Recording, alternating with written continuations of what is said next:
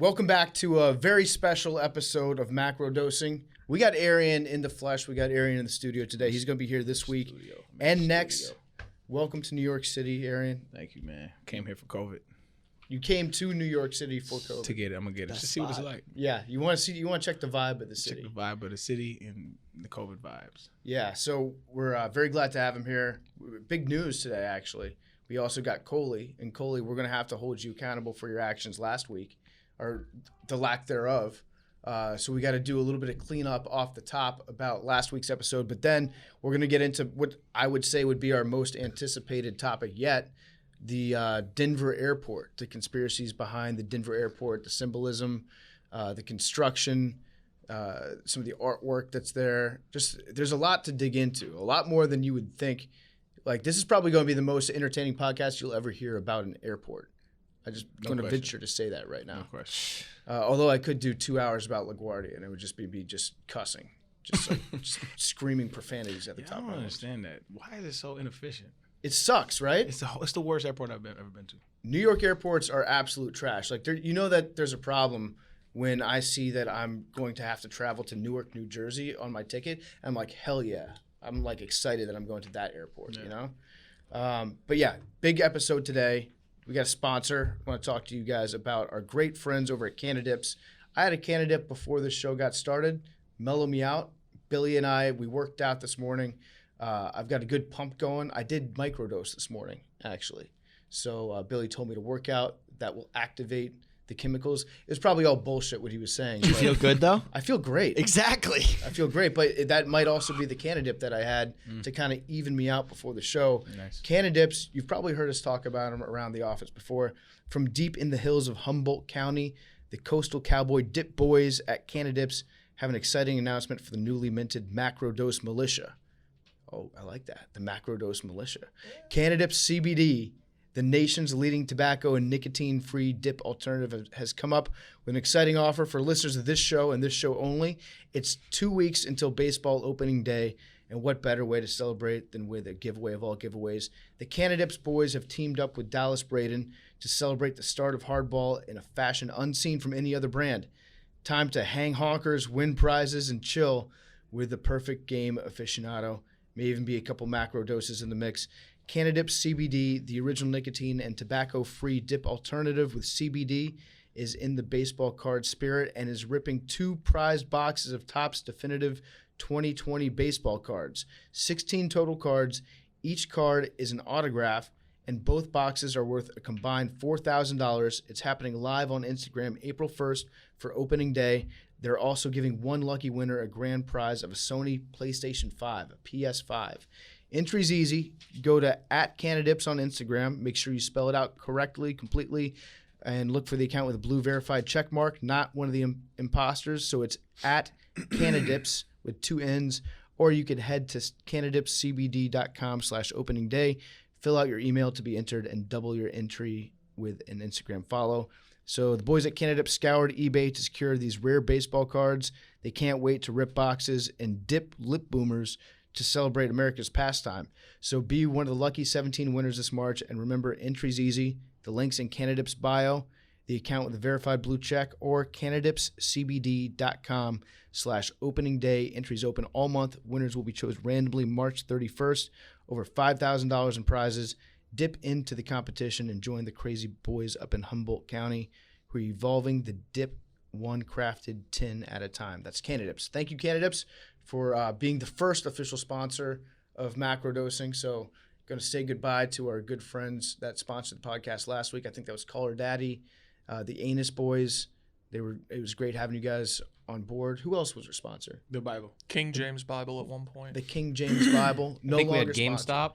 GameStop sponsored. Oh, Dogecoin. Dogecoin. And the Alex Caruso Chase Down We Block. actually got an email from the King James people that said that they can no longer sponsor because, Canadips, they don't. Okay, gotcha. Yeah, so it may be some of the content that we put out too. We're more of Old Testament guys. We're a vengeful podcast. Got you. Not this lovey-dovey stuff. I didn't respond. Yeah. So we do have Arian in studio. We've got Billy. We've got Big T. We've got Coley, the McMahon, back in action. We need to talk about what happened last week. So we did. Before we do, Yep. I'm in flesh now. The funniest shit happened. I come downstairs. Well, I text Billy and say, yo, I'm downstairs. And fucking Billy comes. And the first thing he says to me is, hi, I'm Billy.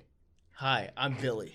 Yeah, he's the best. It's Wait, did he say Billy or Bill? Bill, yeah, that's right. He Bill. said, hi, I'm Bill. And I'm like, my G, I have a fucking podcast with you. I know who you are. Like seeing someone in the person is different. Like I've never met you in person, so I was just like, hey, like It's a fair point, but it was just funny as hell. He's like, hi, I'm Bill. And I'm like, my dog. and he didn't have a mask on. He put his fucking shirt over like this. I was like, this dude is just funny, man. Aaron, you probably, if you didn't know what Billy looked like, you probably would have been able to spot him just by how he walks. Definitely. Like his look. You're like, yeah, that's Billy. He has a tie-dye polo shirt, button-up shirt on. Yeah, so this is with Air Force One mids. That's Bill. So That's Bill. when Billy's wearing a collared shirt, he becomes Bill. So we've got Smart Bill this week. Did he give you a firm handshake, or how was his greeting? I refrained. I would usually, I think we just bumped. if you're COVID conscious, You then bumped. shaking hands. Rate the handshake greetings that you've gotten so far when you came here, because you did the bump with Billy. Did. I think you Yeah, attempted bumped it. it. Yeah, Well- you said what's up to Avery. Yeah. You attempted a dap with Big Well, I T. need to That shit- explain. that I shit need to was- explain my. Well, wait. let Arian Okay. rate It's all very the- common though. Like, so I just be used to it. Like when you dap white people, like it's just so, I don't know why they make it awkward. Like y'all make it so awkward. Like, cause it's like you don't know what to do. And Well, so, there was a reason. there's okay. I heard y'all over there talking. I was at my desk, so I came over, and y'all three were wearing masks, and I wasn't. And I was like, oh, I should have put my mask on. Tested negative this morning. It's fine. But so and then you go in for this, and I was like, oh, I didn't know if you wanted to, like, because I was the only one not wearing a mask. And then you go in for this, and by the time I realized that we were going for that, I was like, oh, it's too late. And I was like leaning away. And so then by that time, it just turned into awkward, like a soccer handshake. Like, you know how they go like this, and they're like, great match. Why the meme? Yeah. The white yes. and black hand meme. it was the arm wrestling meme. Why does all that go through your head? It's just a simple handshake. That's what went through, and then by the time I realized it was too late. So I fucked this up. I think Big T was trying to be courteous. He was trying to do the Yeah. right thing, but let's not act like all that stuff wouldn't have gone through your head regardless. Like, Well, it is a moment of panic sometimes if a white dude is dapping up a black dude and you panic. Although you're like, what am I doing? I'm gonna fuck this up. That's what goes through my head usually. It's like, I'm gonna fuck this up. I'm gonna fuck this up. I'm gonna fuck this up. And then if contact is made and nobody falls down, then I consider that like that's a successful handshake. That's interesting because I never think about it.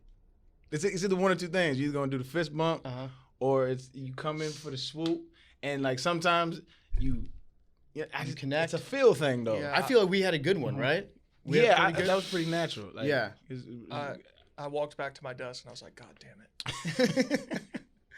Yeah, it's all good, man. It's good. We're very glad to have Arian. We'll work in here. on it. We are going to work on it because you'll be here next week I as will well, be here right? next week, yeah. Okay, cool. So we need to figure out what the topic's going to be for next week too. But I'm very excited to I have got a you great one. I in mean- studio. How is Avery's? Oh yeah, Arian I does. just bumped. Arian does have a topic ready to go. It might be too hot for the internet. Really, it might break the internet. You know what we should do? We should, while he's here, record it on off show day, and then release, like, have it. Just have it in the holding holster. Yeah, have it. Yeah, Have it ready to go. Just be like to drop premium content. It's a spicy one. I don't hate it. I'm just saying it's spicy. It might. It's only spicy because you believe the hype. It's spicy. Yeah, it's spicy if you go into it with a closed mind. But we'll see. We'll see if we have the balls to pull that one off. But I do. I'll take all the bullets too. I don't care. so Coley, we talked about MK Ultra last week. I feel like it was a pretty fun show. We got into all sorts of different topics, and it evolved into some crazy stuff at the end. One key facet of the MK Ultra conspiracy is how they used to dose people that wouldn't know that they were being dosed. So they would go out to bars, restaurants, and they did this in New York. They did it in California, San Francisco, I think, and they did it in Boston, Massachusetts.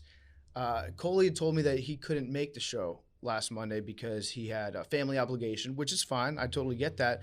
But if I had known that you could contribute what you ended up contributing, I would have scheduled like 10 minutes at least for you and I just to have a conversation recorded to toss into the show. So, do you want to expand on that a little bit? Yeah. So hand up. That's on me. I wasn't doing a lot of foresight. You and Arian are very busy human beings, so I didn't want to make it about me. Billy and Big T, not as busy. But yeah, my father was for sure an unwilling participant in MK Ultra back in the day. He was at Boston Latin, which to people outside of Boston, I don't think that means anything, but it is the most prestigious like school in Boston. It's free. You have to test to get it. It's a testing school. You have to test to get into it. Like if you go to their graduation, it is like most of the class goes to Harvard, like, or one of a school like that. That's what kind of school we're talking about here. So he was advanced for that, to the point where he was going to MIT and Harvard on the weekends when he was like 14, 15, taking courses just because they had recruited him to come out there. And over in Cambridge, it happened in Cambridge for sure when he was at Harvard. Like this was the 60s. Like they weren't carding people at the door at bars. They just weren't. So he was going into a lot of places and just playing pinball for what he thought was like 20, 30 minutes, but was actually hours. And he didn't quite realize because he was dosed and was just so sucked into these pinball machines that he couldn't move. Honestly, that turned out probably as good as it could. If you're getting dosed with LSD, like your dad sounds like he actually had just a great time. He did. And he continued the life and became a willing participant in just LSD culture. No government funding, but became so a big LSD. It kind of changed the trajectory of his life? I don't know about that. Just because like of the era and where he grew up, I think he probably would have got into that shit with or without it. But I think knowing what he had already done and could handle, like he went full bore into that shit. He hitchhiked and biked to, how am I blanking on it? What was the music festival? Woodstock from Boston. He went by himself and he was just like, this will work out. And it did. He was a wild boy. So how do you find out that he was being dosed? Because that's something that you could say, like, I could absolutely see Billy one night getting home from a bar and be like, I think somebody slipped something into my 4 Long Island iced teas that I had. It made me sick. It made me super hungover. But how did he know that it was actually like a dose of LSD? I think because he became such a frequent user of it after the fact, he was just like, wait a minute, I recognize this feeling. And then when it became known, like what was happening in the places he was hanging out specifically, he was just more of a tune. Like no one came up to him and was just like, can you fill out this exit survey? It wasn't like that, but I think it was more just like, wait a minute, I was at these exact places where these tests were going on. And I know for a fact I was on some yellow barrel, just like I was in 67 many moons later. It's just funny to me that there's probably a CIA agent who was assigned to be just watching your dad playing pinball at the time, and he's like sitting there with a notebook and a pen, just recording. Yeah, this guy's playing pinball for the 3rd consecutive hour. Seems to be having a great time. They're like, he has set the high score 4 consecutive times. I think we can implement this in our military. Yeah, like if we had a rivalry with the USSR at the time in pinball, like we did with like the space race or chess, all that shit. If there was like a pinball rivalry, we absolutely would have been giving all of our best players LSD, thanks to Cooley's dad. So yeah, thank you for sharing that story, Cooley. That's wild, man. And quick last point on MK Ultra, we did forget to mention there's rumors that Charles Manson was also a test subject under MK Ultra, and he used many psychedelics with his following. We could do a whole show on the Mansons, but just we wanted to acknowledge that. We didn't miss it out. Yeah, I'm actually down for that. Crazy stuff. But interestingly enough, you have to separate the art from the artist, man. Charles Manson has pretty good music, man. It's not bad. I don't hate it. Like one of my favorite songs of him is, and I hate saying that, but it is what it is. Look at your game, girl. That shit is fire. He was It's a good songwriter. It's a good song. And he had a look too. He was like 5'1", 98 pounds. Yeah. Like he could. I'll plug it in. I'll plug it in right Yeah, now. let's get some Charles Manson. Definitely. Listening to Charles Manson. He was a decent songwriter. Listen, bro. Arian's right. Separate the art from the artist. Like, because if that was the case, because if you condemn everybody's sins, right? And trust me, like he got a long list of them, dog. I don't agree with what he did, but like if you condemn everybody, you ain't gonna listen or watch anything. Charles Manson, he wrote songs for the Beach Boys. Him and Kevin Love's uncle, they used to write songs together back in the day. I didn't know that. Yeah, so he was actually like a decently accomplished songwriter. He was trying to like break through at the time, and that's when he obviously took a hard left in his life. Yeah, and did things that we do not agree with. Definitely don't. But I agree with songwriting though. The songwriting was good. Try to listen But see, to that's the thing though, right? This might be a hot take, but it's like if we art, like if you analyze what art is, all art is like us kind of putting a mirror to our culture, right? And like that is a crazy motherfucker who has done wild ass shit, but he also had a voice. And so it's like you can't just throw. It is what it is. Mm-hmm. If you listen to his music objectively, you'd be like, okay, it's not bad. It's not bad. I'll put it this way. I haven't listened to it. It's better than you would have thought. Yeah. Because when I first heard Charles Manson, I was like, I expected it to be just like, utter trash. Yeah. Just like really, really bad, because he got so mad that no one liked his songs that he ended up killing a bunch of people. Right. But it's better than you would have thought. I like it. It is what it is. So we've got deep dive today on Denver Airport. Aaron, you want to walk us through this and kind of like how you evolved on this topic? Yeah, right. So I don't know who suggested it, man. It was in the group chat or whatever. And I was like really uninspired to like start to look into this, right? I was like, what the fuck is an airport? The fuck is why? Who cares about airports? And then I just started to, just do a little research on it, and it became fascinating. Not necessarily that there's conspiracies, but how the conspiracies started to kind of run wild. And so there's a lot of them, right? This is one of the ones where like, and this is why like when we put out the tweet of what the episode was about, it kind of blew up, was because it's just intriguing, and like there's no real starting point. It's kind of like all folklore. Mm-hmm. And I know the people who believe in it are going to hear that and say, you're part of the government. It is what it is. So I kind of boiled it down to 4, and I think Billy Hot Takes got one too. So basically it's about like the murals and the art inside of the airport that kind of got everybody going. Then the Freemasonry, right? Inside, I think we do need to do a deep dive into Freemasonry, because anytime there's like the gavel and or the compass in the square with the G in the middle, people freak out, and that's like Illuminati, right? Mm-hmm. And like just a sidebar, from my personal research about Freemasonry, it's really boring. It's like it's not even that interesting. It's like a frat. It's like not even a fun frat. It's like a frat that has their shit together. Yeah, not all of them, but this is not that interesting. From my research, we can do a deep dive later. But I just want to dig into that, and then the airport, the grid looks like a swastika, and then the most juicy of them all is the underground facilities, right? Mm-hmm.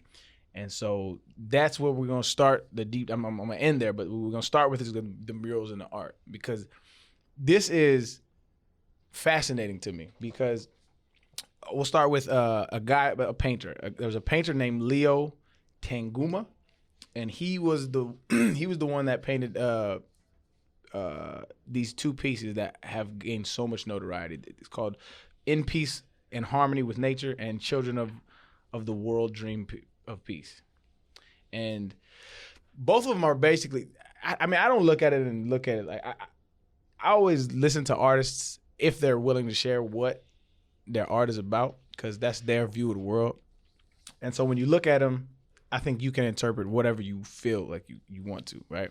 But his basic premise was like just the problems of humanity, like nature and saving animals, shit like that. And it's a dope piece when you hear him explain it. But when the conspiracy theorists got a hold of it, I think that they blew it the fuck up. Yeah, so I'm looking at the paintings. Which one is probably the most famous one is the dude who looks like a stormtrooper. He's carrying an assault rifle with a bayonet, and he's got a big, long, it almost looks like a Middle Eastern style sword, like the curved cutlass. Mm-hmm. Like I could see Salt Bae carving up a lamb with that and then dangling it over somebody's girlfriend's mouth. Right. So which one is that?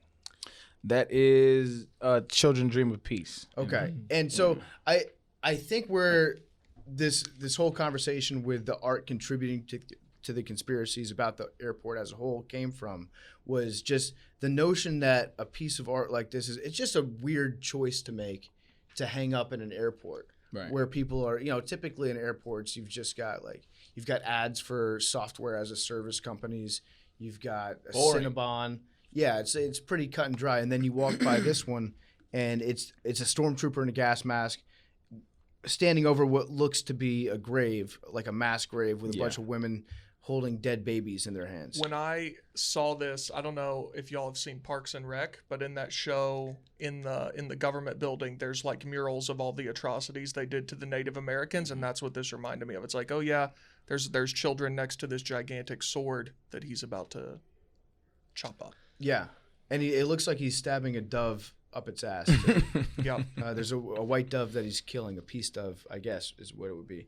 But it's a strange choice to put in an airport, and Denver, and that's the thing though. Like when you look at Denver's kind of progressive, right? And they're really artsy. The whole city is kind of like that.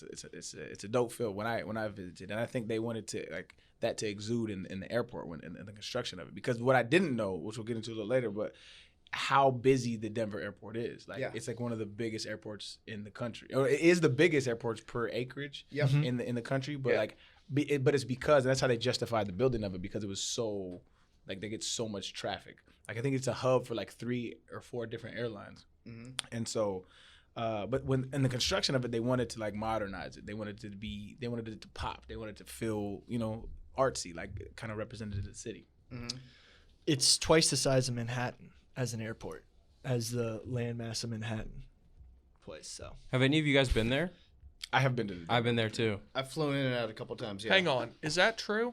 Yes. I saw that. I wasn't sure it was twice the size of Manhattan. Think about the island of Manhattan. Manhattan's not that big, but it's bigger than an airport. Can we fact check that? We'll check the. You're the fact checker. Can you fact check it? Yeah, Jamie. Let's I go. have the fact printed out. I'm gonna fact check Jamie. Just fact check. I have it on the sheet. I fact checked already. Well, fact check. What's up, Coley? Yeah, the Denver airport's 54 square miles. And when I wrote about this 3 years ago, I started it off with that it's twice the size of Manhattan. All right. Okay. All right. So we're gonna keep score. That's just Billy insane. 1, Arian 0. And it's he mopped me up on that one. it's the 20th busiest airport. So for comparison's sake, this is data from 2017. 104 million passengers came through Hartsfield-Jackson, which is Atlanta, which is the busiest in the entire world. And that is 4,000 acres, 4,800 acres. So Atlanta fits the most people in the world through 4,800 acres. Denver has 33,000 acres, also known as 54 square miles. And they're 20th in the country.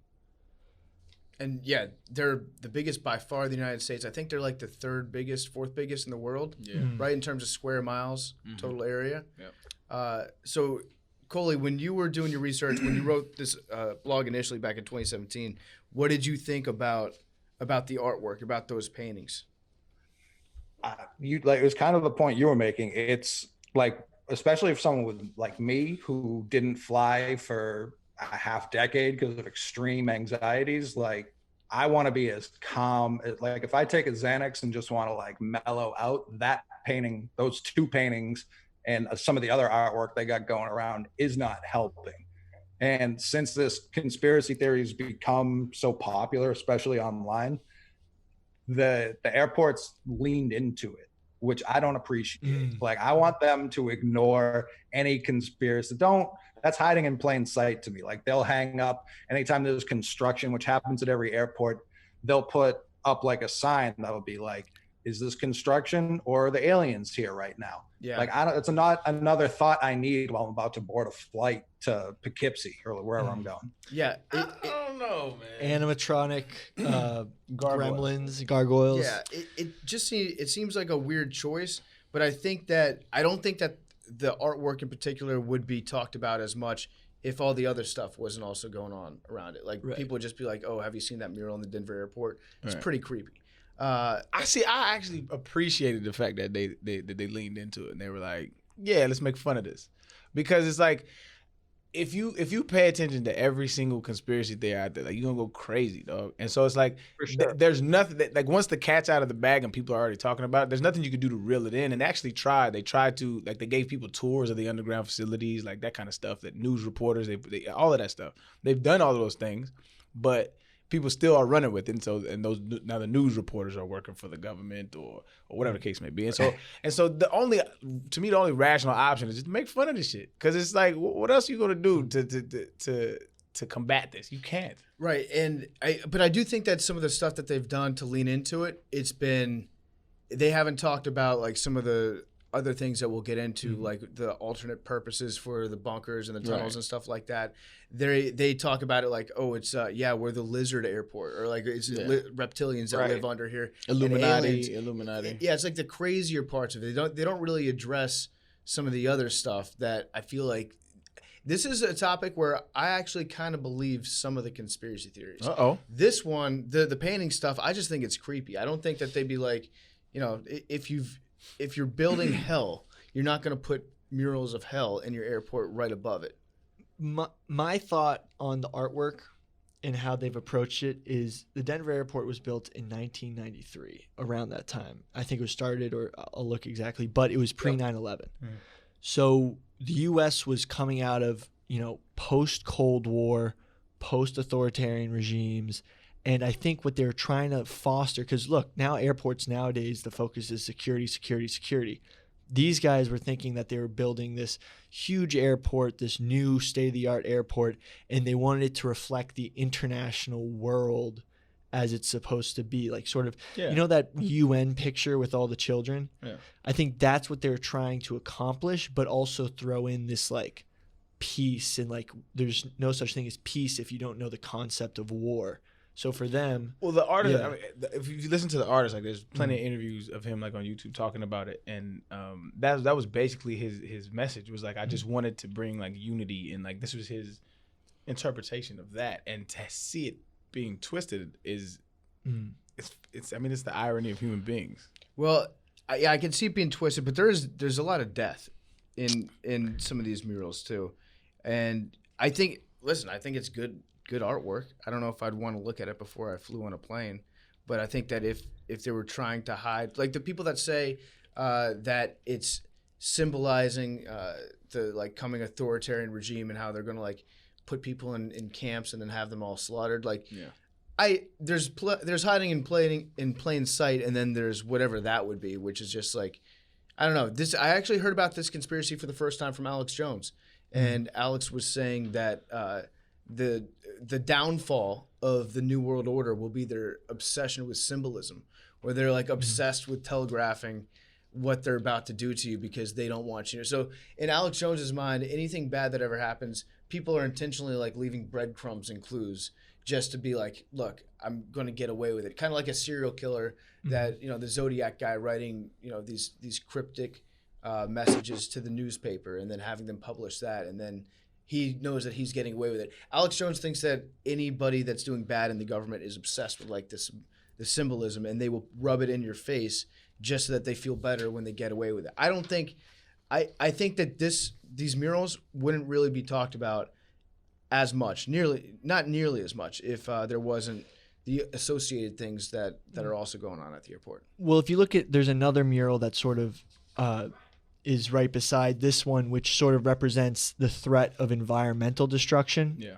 So I think there is this theme of like what can destroy humanity, like war or environmental disaster, which does ring into the theme of like apocalyptic scenarios. And it does also contrast the, you know, forest fires, volcanoes, with peace, unity, and the loving of animals. But I think, you know, if we start to look at the symbolism, I think one of the most interesting symbols is if we go to, you know, the Masonic time capsule, which I think is something that is very concrete. And there's, you know, they have this time capsule. It says Denver International Airport, decoration, capstone, Wellington E. Webb, Mayor, Governor Roy, blah, blah, blah.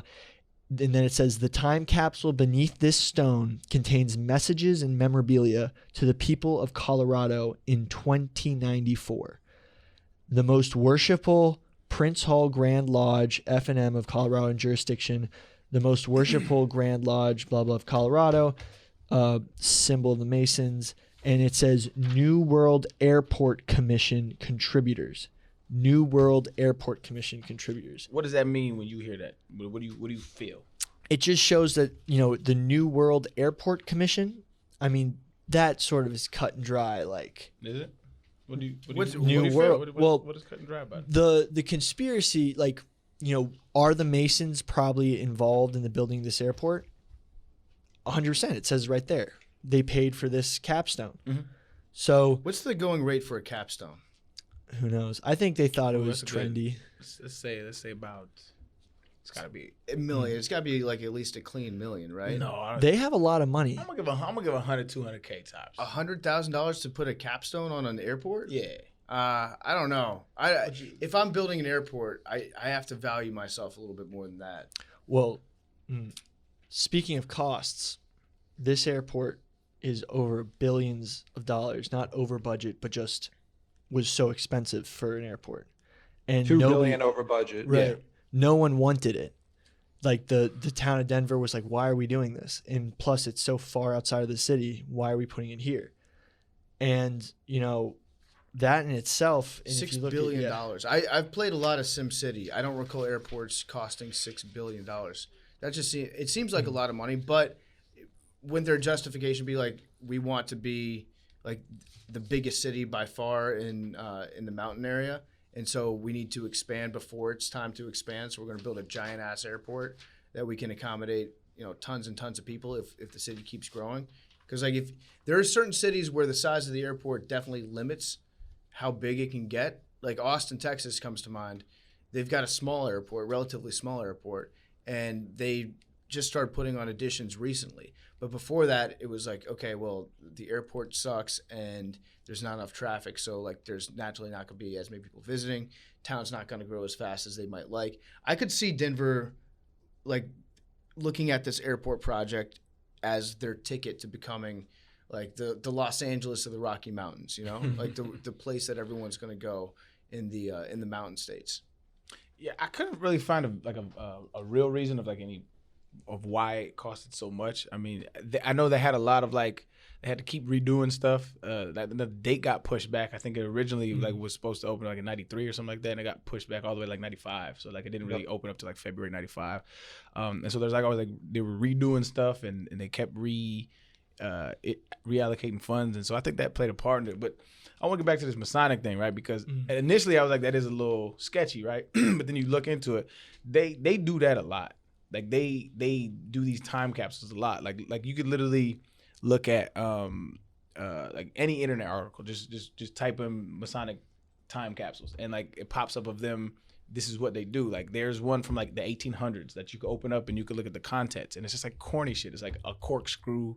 It's like the names of all the dudes in a little club. And this is what I'm saying. It's like it looks juicy because all the folklore behind the Masonic symbols, but then like they have revealed Masonic time capsules all the time. Like this is what they do. And then you look at the content, it's like there's no New World Order plans. There's no scrolls with the magic fucking. But you know, it'd be funny if they open it up in 2094 and it's just like become a Mason today. They're like, this is just recruiting. And that's I think that's what this is. It's just advertisement for their club. Right.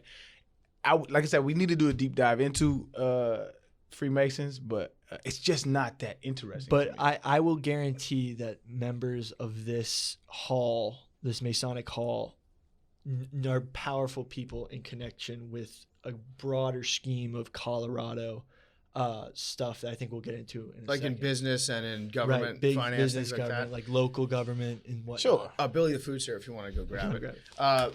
Billy's so fast whenever food arrives. Do you see how quickly he ripped the headphones off? Well, he didn't even ask question. I don't think he looked at you. I'm telling you, like, he snaps into action. It's crazy. He's like a minute man when food's here. It's the fastest you'll ever see him move. And I tried to get him into the studio to record a podcast on one Monday, and he just doesn't show up for a week. But once Thai food's here, he sprints out the door. With the time capsule, I want to get in the time capsule game. Yeah. Time capsules, I feel like there's a huge opportunity to just fuck with people in the future with a time capsule. Like we could put in it.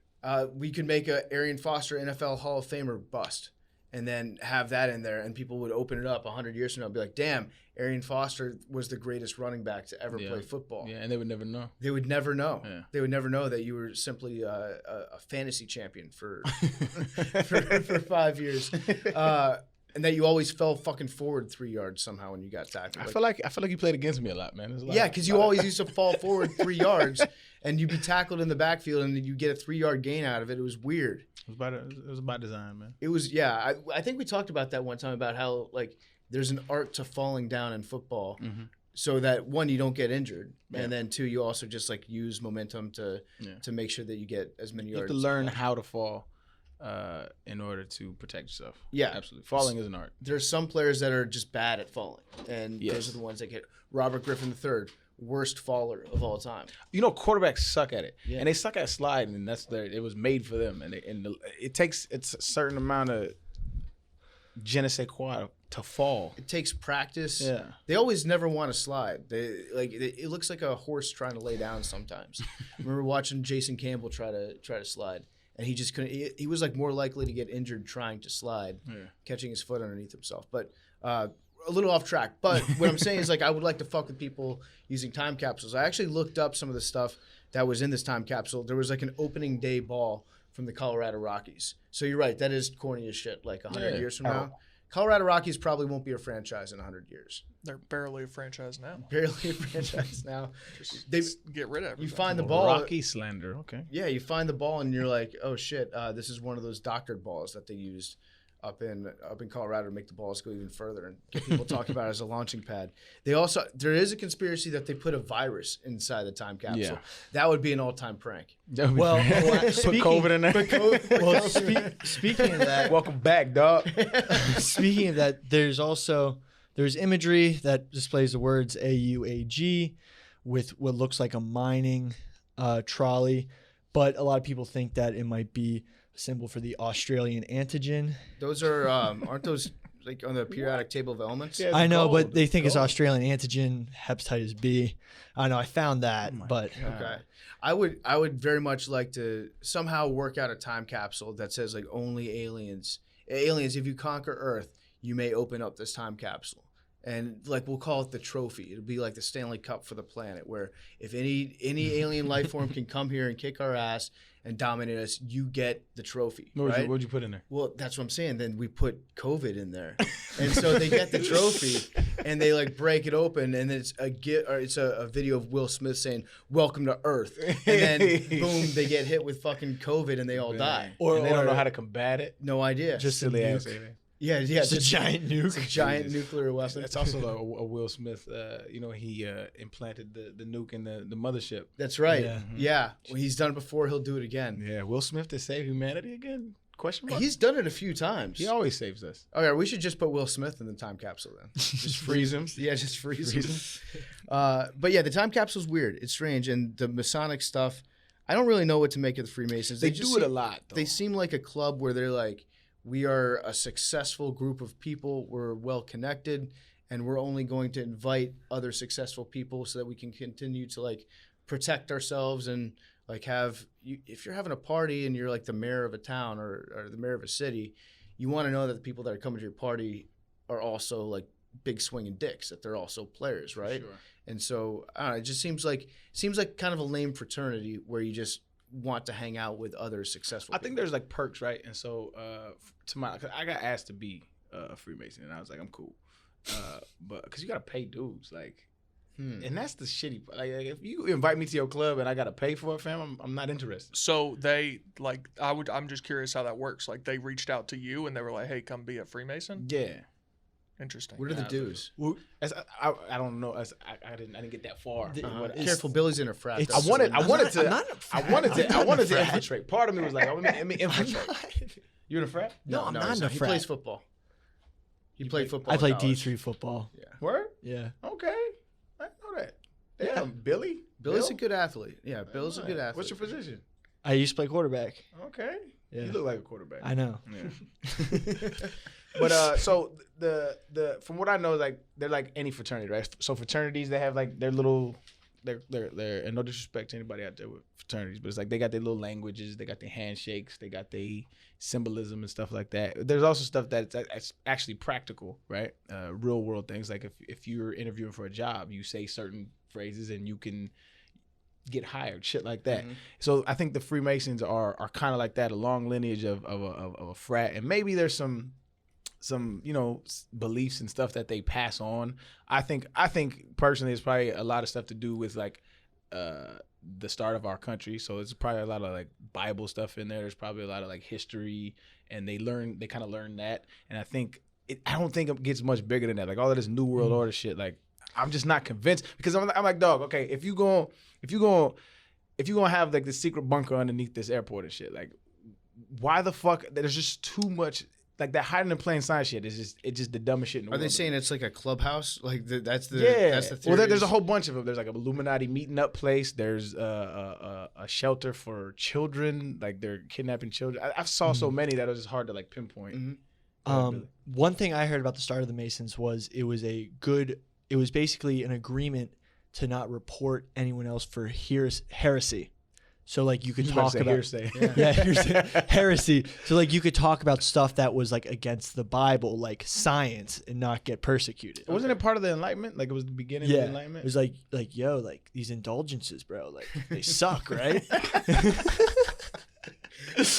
Why are they allowing you to pay to get out of heaven? We gotta do drunk history, but it's bro history. And it's Billy just acting as every single person, like going back through time. Yo, these chicks, man, there's something skeevy about them. They're not sinking when you throw them in the water. I don't know. maybe some orange juice to help them out. Yeah. No, Billy, it's a good point. Like, if you were growing up in a time when like there were certain things that you couldn't talk about, where like science, math, things that like smart people would get into and be fascinated by, then yeah, you'd want like code words to figure out how to discuss them. But in the secret meeting clubs and stuff, that makes sense. In the specifics of the Denver airport, people are saying that this capstone is like a welcome mat for Freemasons, or is it like staking their claim, like this airport belongs to us? Well, when you get into like Freemason conspiracies, there's never a streamline of thought. It's always kind of just everywhere. And so I've heard anywhere from like government infiltration to Illuminati, like one world order stuff, like secret cabal, like that kind of shit. Like, and I don't obviously there's not enough evidence either way, right? And so that's where this kind of shit lives, because you can't convict nor exonerate. So I don't know. I that's why I looked at, if you look at the time capsules that have been unveiled from Freemasons from 100 years ago, I figure it can't be more than that. Yeah, Billy, Jamie, can you look up when there's going to be some time capsule unveilings in our area soon? We got to be coming due for some, right? you talking about going to? Yeah, like let's document this. Let's document like the post World War I time capsules are probably just starting to become become vested. They're starting to become ripe. The Roaring 20s ones, those will be nice. A little okay, so there's a flapper list. draws in there. Get the hooch, the bathtub hooch. That probably shit might be good as hell. Right? Yeah, probably be expensive too. Dude, the thing is, everyone did them for 2000, and then because that was a big year, then everyone during 2000 made new ones. So we're in sort of a dead zone for it. There's like a couple 2050s. Time capsules out of fashion. When they sign out, it's just like, think about it. They're like, oh, we want it to open in 2000. You know, put their TikTok videos in the time capsule. That's what the internet is, just straight up a time capsule. Whoa, mind blown. That's pretty good. Oh, there's one more art artifact that was probably the biggest one. This is my favorite part yes. of the theory. So it is Blucifer. It is the blue Mustang that you see when you go to the airport. Now, this one was hilarious to me because when you dig into the story, it's fucking sad. And then like the family of the dude that constructed it are probably sick of this shit. But anyway, so Blucifer is a sculpture based. It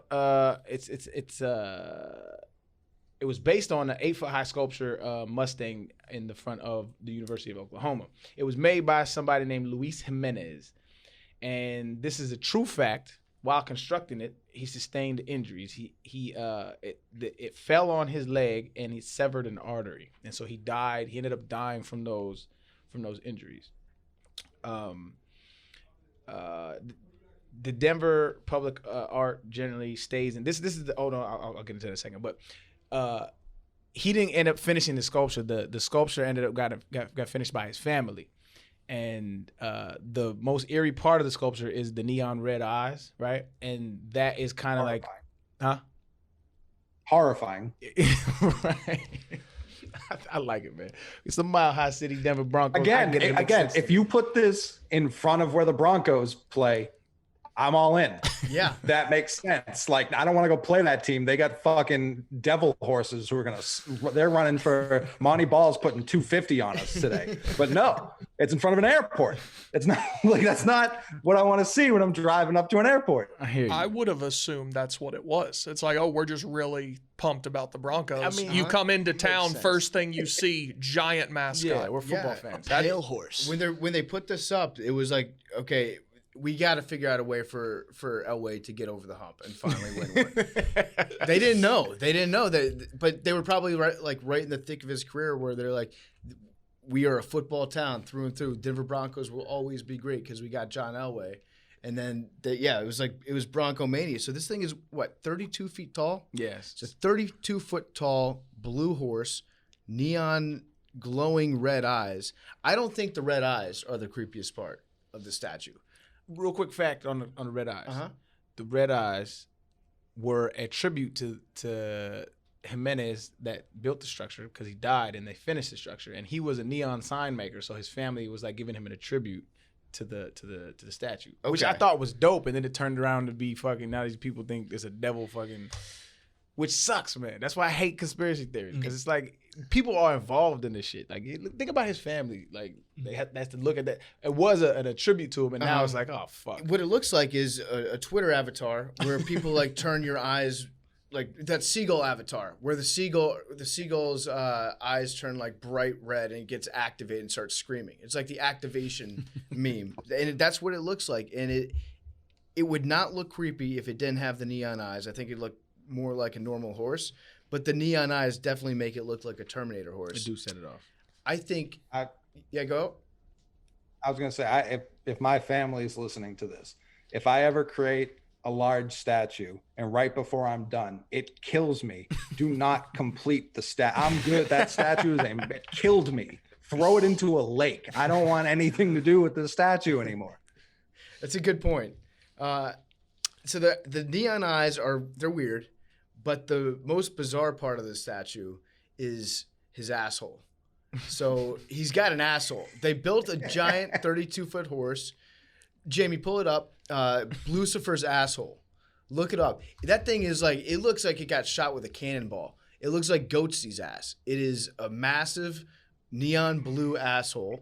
It's anatomically correct, and it's got nuts hanging down. Definitely can see the nuts. Yeah, you see the asshole, Billy? Yeah, and there's the veins around all the genitalia. Also, we got to get into, there's a guy on YouTube who has talked about how there's tons of pagan and satanic imagery through phalluses all across the Denver airport. And this very religious man who thinks that it is, the devil, has put together a slideshow of images of all the phalluses in the airport and points them out.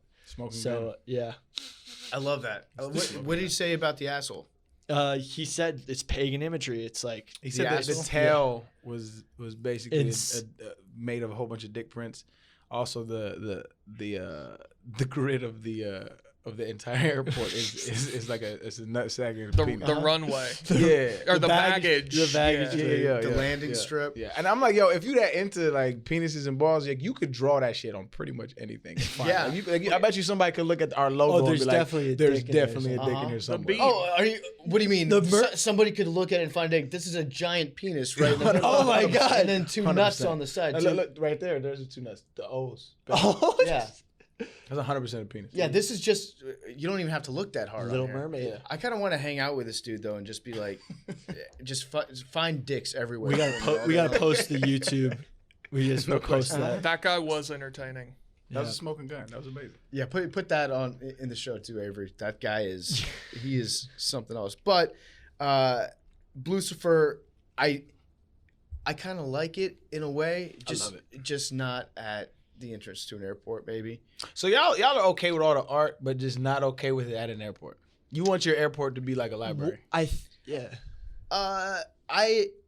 I'm okay with the art. I don't find the art creepy at all. I actually kind of like it at an airport. It's a little bit different. Maybe not have the like death squads on murals right next to where I'm getting. It was onto the edgy. plane. I will admit it is edgy. It is It was edgy. a little edgy. I think we're really thinking like pre 9/11 airports were like supposed to be like you could also double as a museum or something like. Yeah. that's But good now point. post it's like security, NSA, you know, like board, like all sorts of stuff. Pre 9/11 airports were like amusement parks. They were like, They're trying to make it like Yeah. that. I was in the projects. I couldn't fly until I was in college. So I was a child.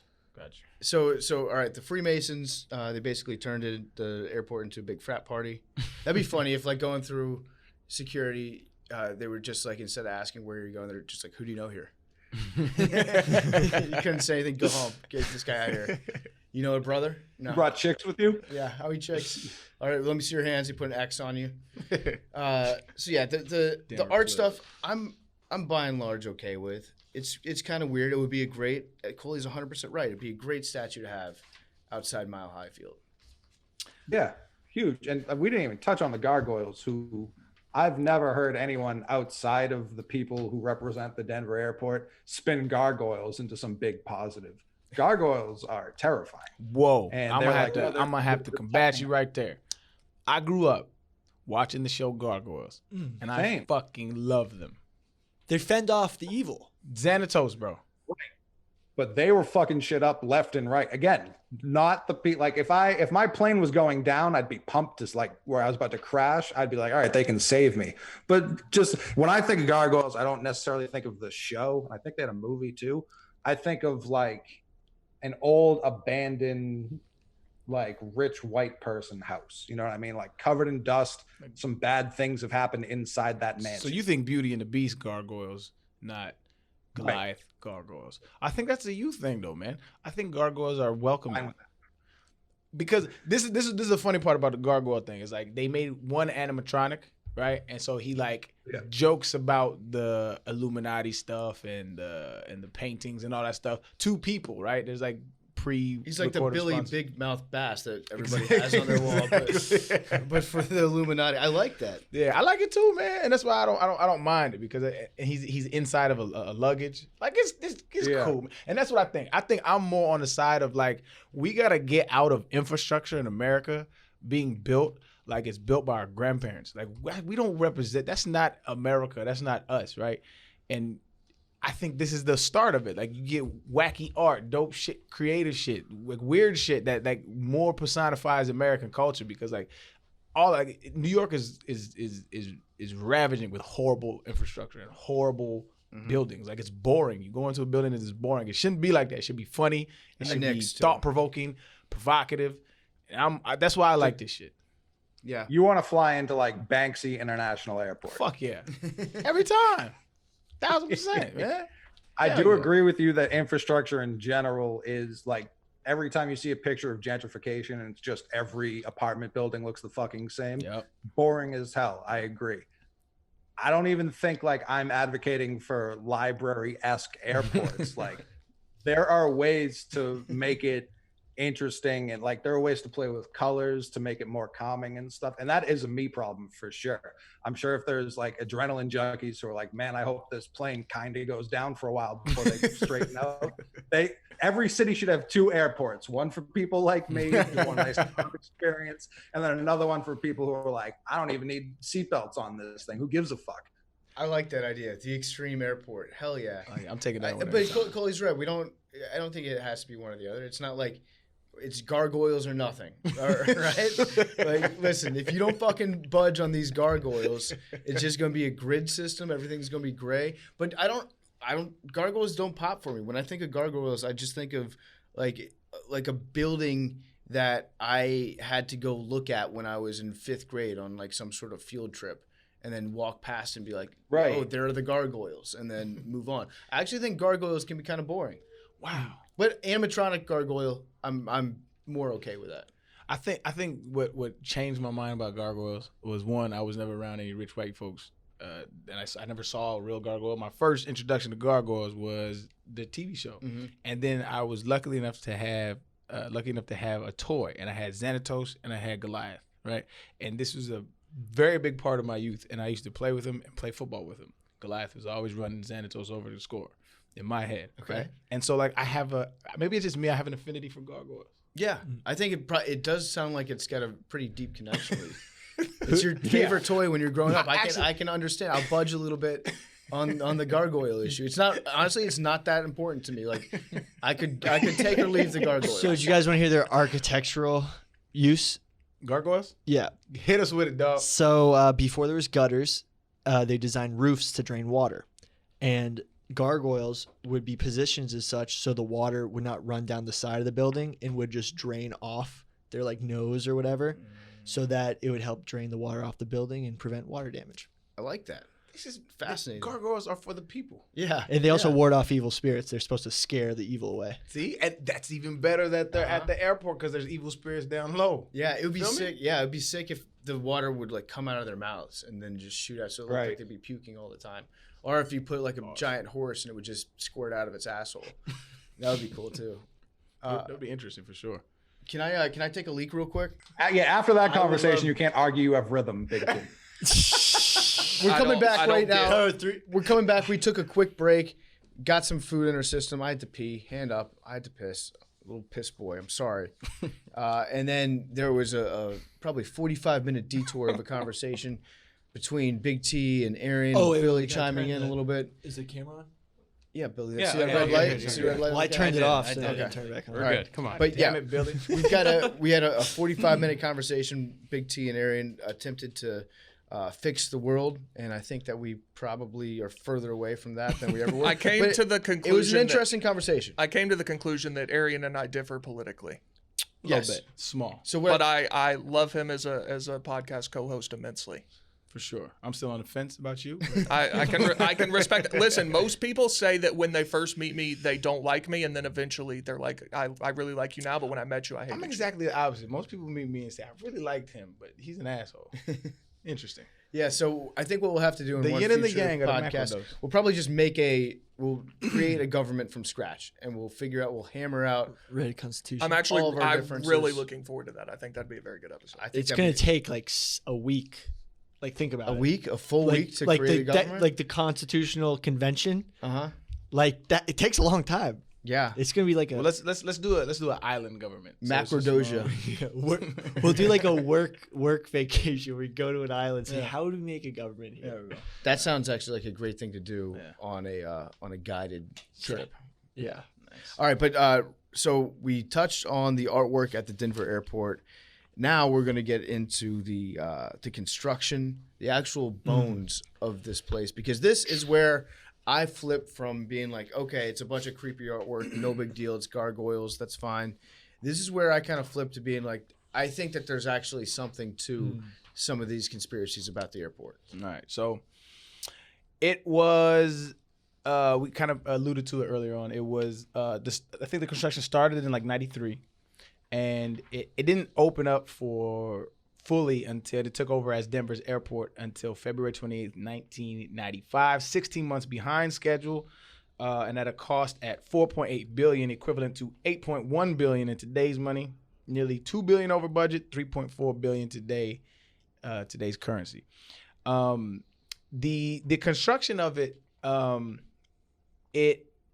it's like we said, it's the biggest airport in America, acreage wise.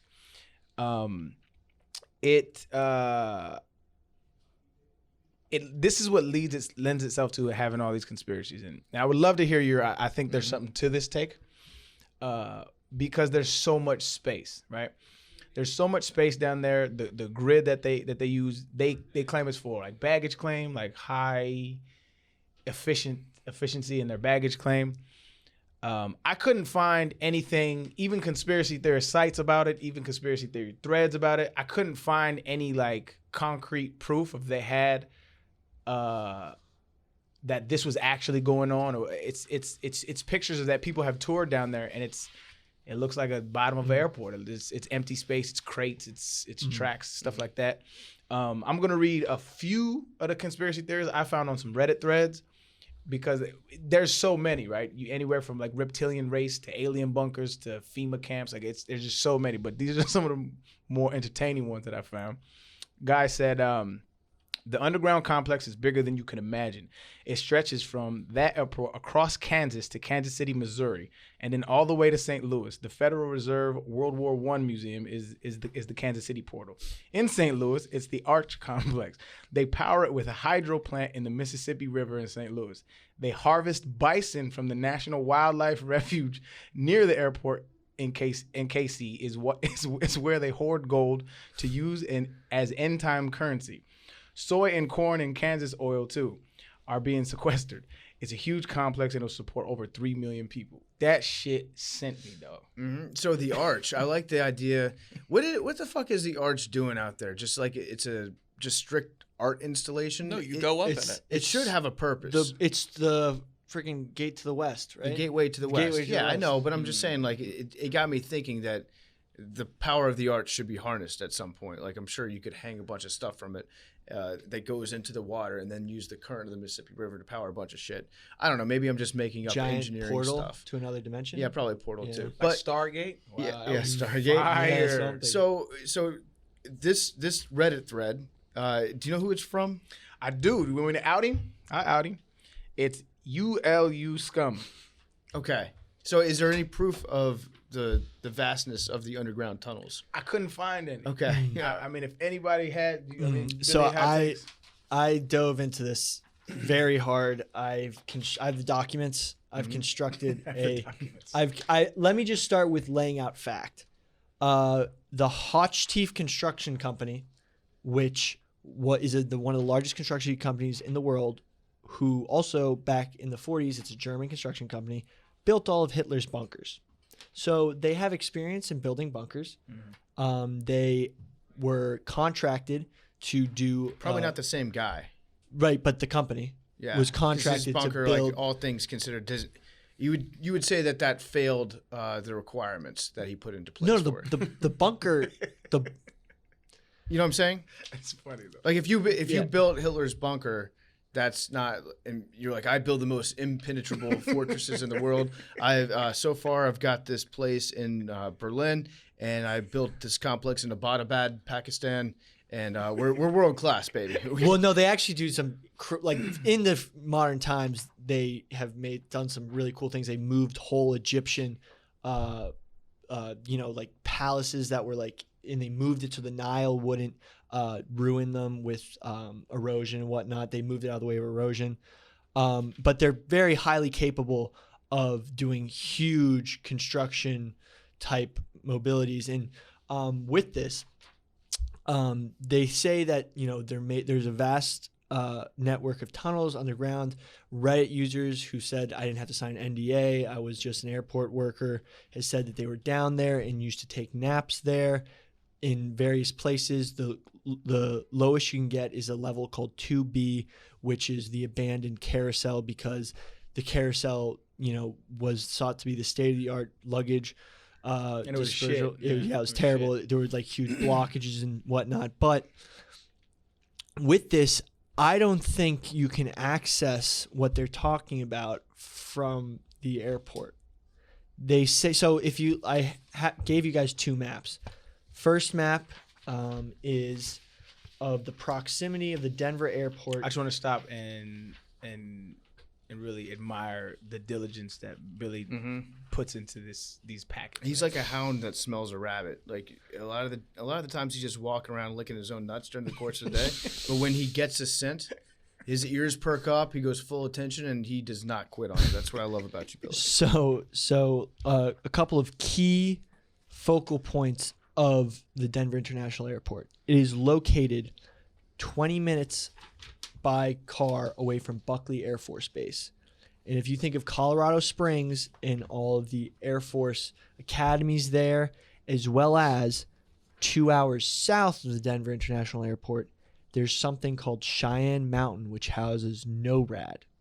NORAD is the, let me get the exact, is the North American Aerospace Defense Command Center. Mm-hmm. This is the United States'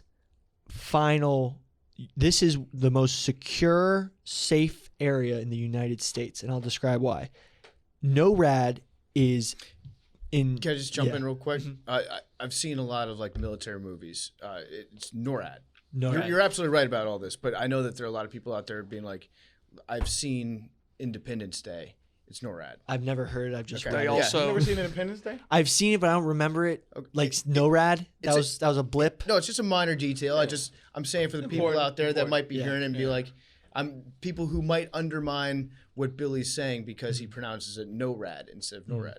He also what he just fucked up a word today too. What was it? he meant to say anecdotally. He said anecdotally. Anecdotally. Anyway, It's fine. But no, Billy, I'm encouraging you. This is good. Can be tricky though. This is all good stuff. words are hard, but these are facts. Cheyenne Mountain put that on a shirt. Cheyenne Mountain, and let me describe why they chose Cheyenne Mountain for NORAD. It is basically you could put a nuclear bomb Billy. on the top of the mountain, and it would be safe. We just corrected it. I didn't remember. One more time for Billy. NORAD. NORAD. No, Jesus, NORAD. bro. NORAD. NORAD. Why is this so hard? Like nor. Like ignore. NORAD. NORAD. There you go. NORAD. All right, now get back to the atomic. That sounded cool. Right. So, where was I? Basically, the facts. So, by the way, building the airport, they use multiple different contractors, and some roofer unions who are like the only ones that can do any roofing work in like the whole western plains of the United States have said that they've repeatedly come to waterproof foundations, and they're just putting foundations under foundations under foundations, and it's like, why are we putting 3 feet of concrete with steel reinforced in various areas around this sort of sector between Cheyenne Mountain, Denver International Airport, and 2 Buckley Air hours Force south, Base. they're putting this stuff. Right, they're putting it all across this corridor, and hopefully we can put a visual up of somehow. But just imagine it's a corridor leading from the Denver airport down south to Colorado Springs and Cheyenne Mountain. The thought is in NORAD, like It's on purpose. He's doing it. No, I'm sorry, NORAD. Yep. I'm looking for stuff. Basically, it was chosen because it is in the middle of unveined granite in the mountain, which is solid. It cannot fracture. It's very strong granite relative to other granite mountains. So it is a legitimately natural bunker that they've buried into. Inside this bunker, they house the North American Aerospace. Basically, they monitor any flying object in the whole world because they built it to see like when during the Cold War, when are the Russians going to bomb us? It has they lock it up. It has various doors. Basically, this is probably the most secure place in the world. And from a geographical positioning, it's like the most impossible place to overrun with an army too. Central Right. America. Yeah. So like if they wanted to take this place over with an army, they'd have to go over the Rocky Mountains, essentially, or they'd have to like go way across flat ass plains, and all their positions would be given up the entire time. So strategically, it's like the most secure place maybe in the world. So if there are large That's where El bunkers- Chapo is too, by the way. In He's in in the the facility Cheyenne Mountain. with Yeah, the bomber, Boston Bombers there too. There's a Supermax facility out there, Yeah. and that's where they put like the real bad dudes. But yeah, I mean, all you have to say is like Chapo hasn't escaped yet, and you know it's got to be secure because that guy can get out anywhere. Also, very interesting.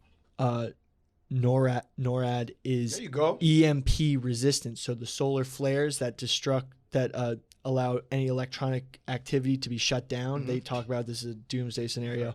It is resistant to that Is it electromagnetic the granite pulse. that does it? Yeah, the granite blocks it. So if all the electronics on Earth go down because of something happening, NORAD will still be running. And NORAD has not only Famously, there was an EMP device in the Matrix that those sentinels were chasing them. Yeah, in Ocean's 11 too. and They shut down Vegas. Oh yeah. Yeah, when it went black. Yeah, That was Don Cheadle. it was. Yeah. 100%.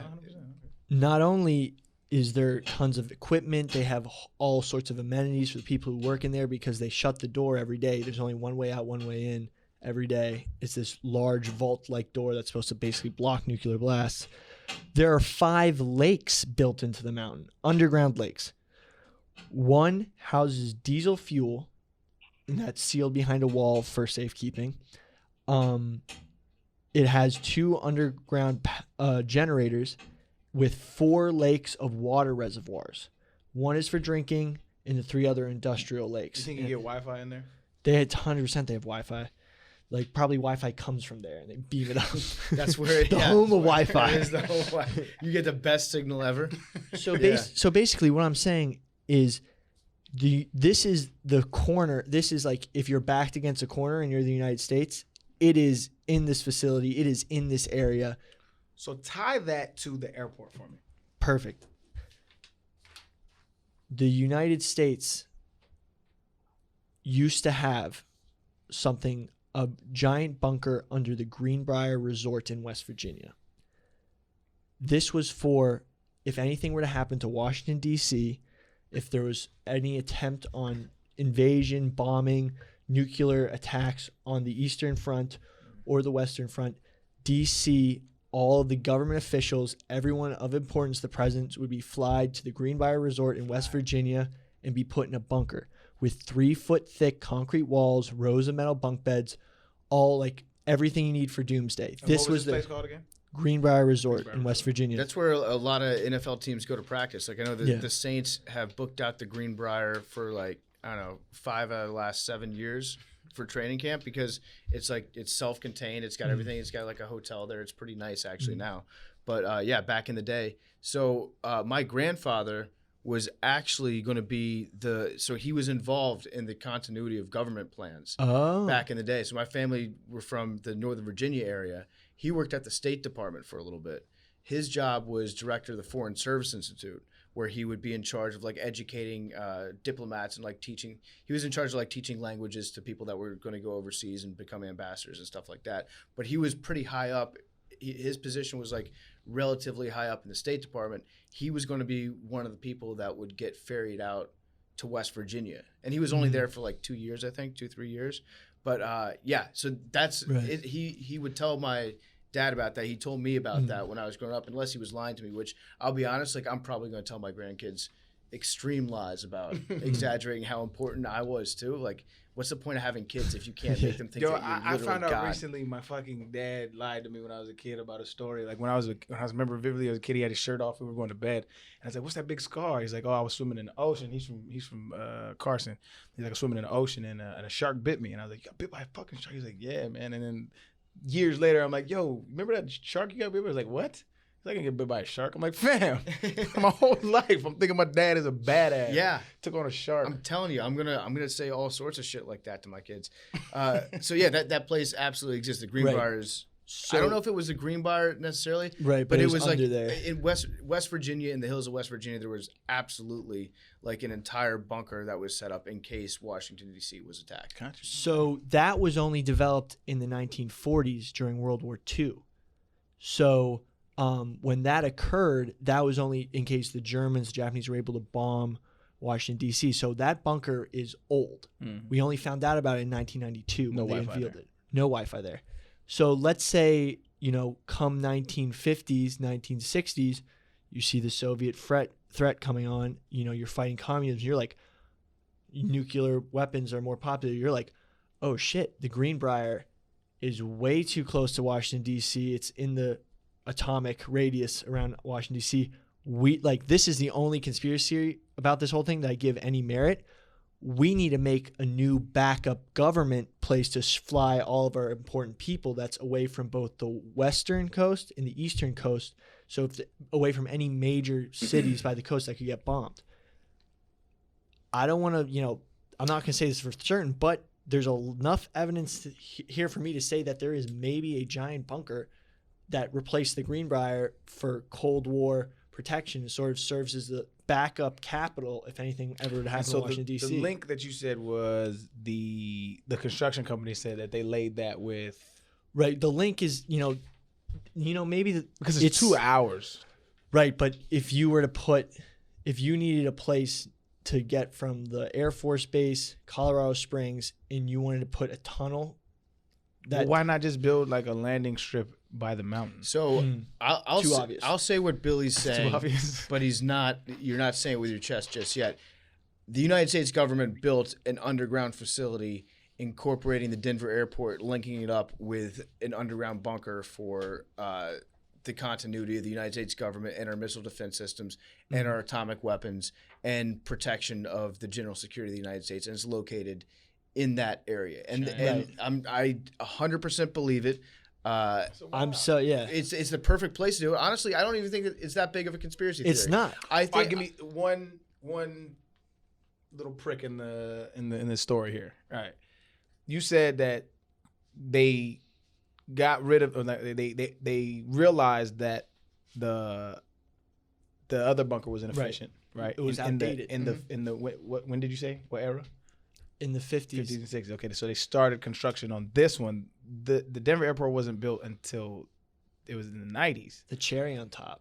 But it's like 40 years of like, what are we going to do? That's what they were doing. That they were building NORAD in Colorado Springs and making the Air Force Academy. Okay, so I don't think that it was like a giant plan from the 1940s to be like, okay, we're going to start construction on this, which will culminate in the Denver airport in 1995. I think they realized pretty quickly, like, hey, we're in West Virginia. This kind of sucks here. There's not like a lot of natural protection. We're close to the coast. Billy's right. Like, you hit D.C. with a thermonuclear bomb, you're going to get fallout in West Virginia. You're going to get, it's not a safe place. Plus, you're in West Virginia. No disrespect to West Virginians. But then you start building NORAD out in Colorado. Turns out this place kicks ass. Like, why don't we just have everything out here? It's so secure, and technology is improving too at that point. And so they saw that the Denver airport was running out of its usefulness. It was nearing the end of its lifespan. It could have probably continued, but they said, you know what? Let's take this opportunity when we build the airport. Let's make it the biggest fucking airport in the United States. Let's have the capacity be enormous. So, like, yes, we do have these other facilities in Colorado that we can launch jets from and stuff, but let's make it be the biggest airport in America that we can launch essentially as many airplanes at a given time as we need to. Plus, it's super secure with the shit buried underground, and we can link it up directly from there to the Air Force Base that's down south. It would take a lot of digging underground, but I mean, going back to El Chapo used to dig tunnels through, like, under the United States border to the United States all the time. Granted, this is a much bigger project and it's a lot longer, but it's still so let's not, when you think about it. Let's not act like it's beyond the realm of possibility. And also, there was a shitload. This is one of my favorite things about construction, by the way, whether it comes from like new stadiums that are being built or just anything. People doing the math at how many cubic feet of dirt that's being removed, and then trying to figure out, wait, is that more dirt than they said it would be or less dirt? One, because it's super easy to like get kickbacks and to like misallocate money if you just have a bunch of like empty dump trucks continually. Like, I know in Arlington when Jerry was making Jerry World, there were people that were like trying to do the math. They're like, this doesn't add up. Yeah, there were probably like a shitload of empty dump trucks that were carrying no dirt that left, and Jerry was paying one of his buddies money to do it, and maybe using some of the money that he was getting from bonds or whatever. Like this happens anytime there's a giant construction project. Nepotism. Yeah, you can figure out ways to funnel money to your buddy's contractors when you have these astronomical budgets. But in this case, there were a lot of reports of there being more dirt excavated than being possible given the blueprints and what we knew about what was going on down below. So I 100% believe that there's a giant fucking United States military base that runs 200 miles?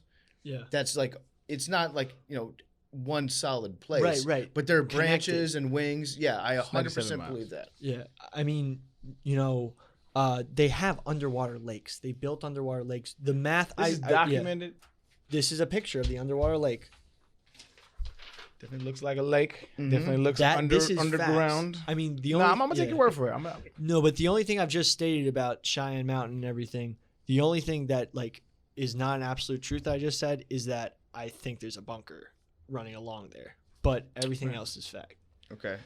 Yeah, and Arian, when you're saying like there was all this time between World War II and 95, like there are 6 abandoned silos underground from that time span. So it's not like if we were to go along with this, it's not like they had nothing out in Colorado. It's almost as if they had these smaller ones.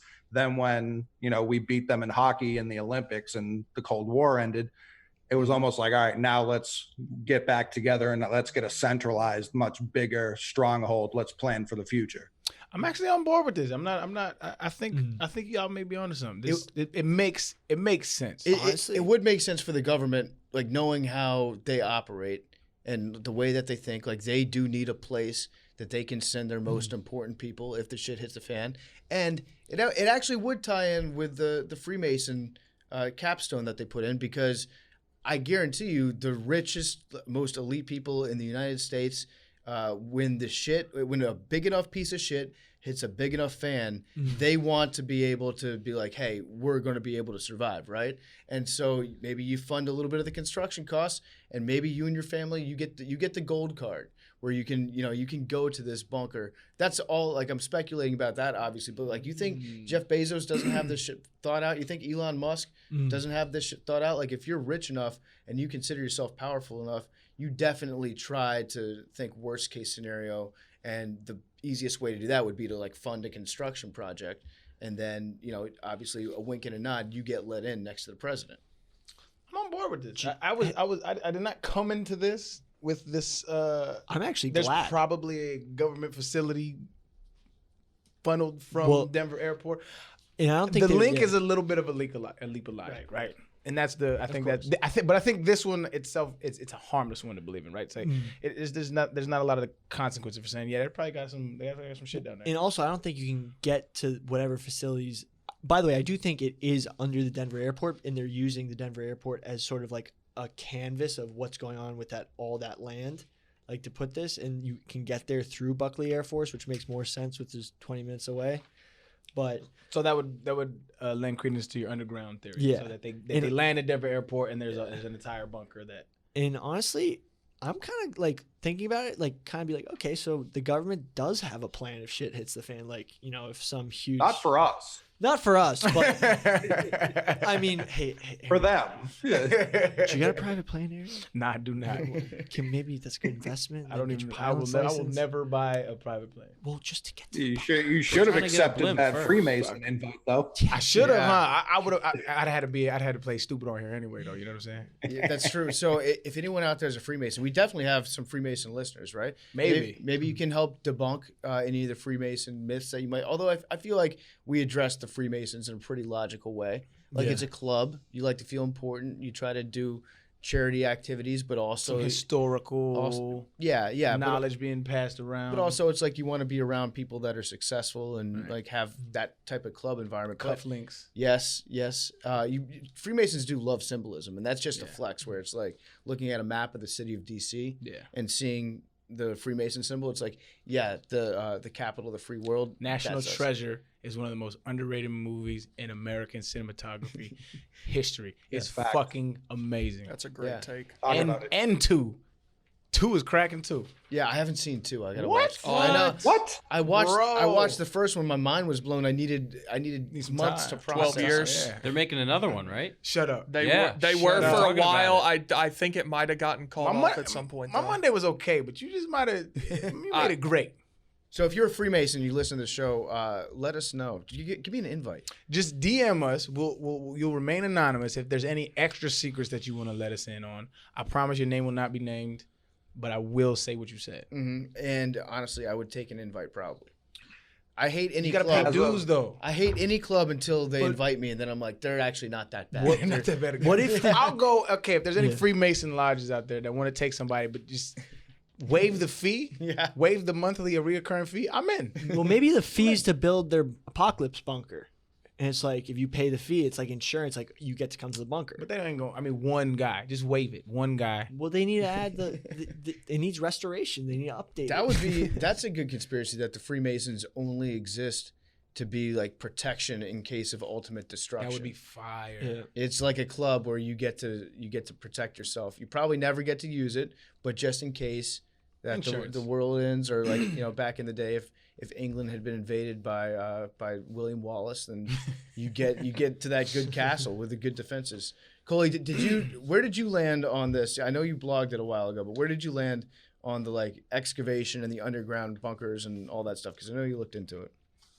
Well, much more pressing information. As recently as September 24th, 2020, National Treasure 3 is in the works. Oh my god. Let's Big fucking news. go. Yeah, the Huge. guy from Sony who picked it up. The guy who did Bad Boys. I forget his Yeah, name. Bruckheimer. Yep, Brockheimer. Fuck yes. Let's go. Yep. Hold on. It's not gonna be right unless Nick Cage is in it. Oh, he's gonna be. He in it. has to be. Yeah, I was like, yeah. they because could. I don't any remake without my guys, and he gets shit on as a bad actor too much. He's good. He's amazing. He's a great. actor. We're a big Nick Cage company, Okay. so Okay, you're with bet. the right people. Okay, I bet. And also, I think one of the greatest actors of all time, Woody Harrelson. Oh, GOAT, True Detective. I GOAT. like. He I don't like get Woody. the credit he deserved, and I just wanted to give him his flowers while he's there. So Woody, if you see this, I'm a huge fan. You know, I ran into Woody Harrelson in a Waffle House one time, in a Waffle House in Panama City Beach, Florida. That's amazing. And it's a good story because it makes you just like feel better about loving Woody Harrelson. So I was there for breakfast. I was very hungover. I was on spring break. It's probably like 9:30 in the morning, 10 o'clock in the morning. Woody's eating by himself at a table. I don't know what he's eating. Because he's a goat. That's He's why. a goat. He's eating by himself, just having normal breakfast. A dad walks up to Woody Harrelson with his son. His son was probably maybe, I don't know, 5, 6 years old. Leave Woody alone. And he was like, Mr. Harrelson, I just want to introduce my son to you. We're big fans. I love your work. And Woody was like, oh, man, that's so cool. I can't do a Woody Harrelson impression, but he was like, that's so cool. And he started talking to the kid and like had this conversation with the kid for like 5 minutes. And then he was like, is it okay if I take your kid outside and show him my motorcycle? Does he like bikes? And the dad's like, sure. Yeah, Holy sure. shit. So they go out into the parking lot. Woody takes the kid, like puts him on the bike, and then starts like wheeling the bike around the parking lot, letting him honk the horn and shit. His dad's taking pictures of his son riding Woody Harrelson's bike with Woody Harrelson next to it. And this lasted probably like 10, 15 minutes. Shakes his hand, goes back inside, finishes his meal. Like the nicest guy that you'll ever meet. That is insane. You know, Woody Harrelson's father was a hitman. Yeah. Say Another word. cool, yeah, Yeah. That's another Like one. a real one. yeah, like a real one. Like Really got bodies on the belt. Like contract. Like got arrested, right? Yeah, Yeah. nothing against what like. No, No one can choose their parents, but that's pretty cool. That makes it sound cooler to me. Yeah, I'm not passing judgment or anything. But Coley, what were you gonna say about the actual airport? The shit that got dug out. Are you buying our consensus theory, which is the United States government has a secret bunker there? Yeah, I mean, and if not, I think this is going back to our halftime conversation that our government stinks. And if it isn't already the bunker for them, it really should be, because they have everything they could possibly need there. And like Colorado already has so many military ties, like NORAD, which I'm only 50% sure I'm pronouncing correctly after Billy's beat down that You fucked word it up the so last much. half. It's like, am I saying it wrong? No, saying rad in it is even cooler though. NORAD. You can still say NORAD. NORAD. We were saying NORAD. NORAD. It's NORAD. No rad. NORAD. NORAD. Nor, I mean, maybe- nor rad. You Maybe can not, Norad. maybe not as staccato. Just make it flow. you can even say rad as long as you say nor in front of it. Nor rad. Okay, It so still works. But yeah, Coley, I agree. They got everything they need there. It's just a quick jaunt down to New Mexico to pick up the aliens and drive them up there and experiment on them too. Facts. 5,300 miles of fiber optics were installed.